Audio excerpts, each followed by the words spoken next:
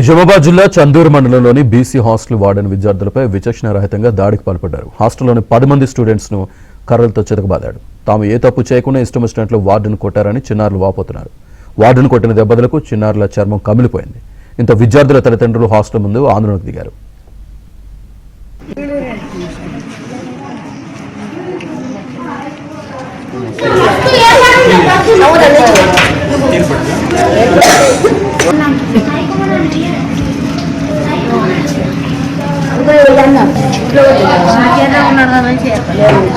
నాన్న కొట్టకసిండు కూడా అన్నాము. అంతగానం అమ్మ నాన్న కొట్టకసిండు, మీరేమో అంతగానం కొట్టుడు కూడా అన్నాము. ఇక ఏం చెప్తారు, తప్ప అయిపోయింది అని అట్టింది మేడం. పచ్చి కర్ర తెమ్మంటే పచ్చి తెచ్చిండు, కొట్టేటలాగంటే దద్దులు వచ్చేసినాయి అని అట్టింది. అయ్యవ్వ అయితే దగ్గర ఉండవు మనకు, నాకు అట్లా అనిపించింది. కొట్టుడే మాకే మంచిగా ఉంటుంది. మేము కూడా చెప్పిన పర్మిషన్ కూడా రాదు స్కూల్ నుంచి. కాదన్నా ఏడా కూడా కొట్టేసింది మేడం. గట్టిగా మాట్లాడితే గట్టిగా మాట్లాడదు అనుకుంటా. ఇంకా 5-6 ఎక్కువ కొట్టింది సార్.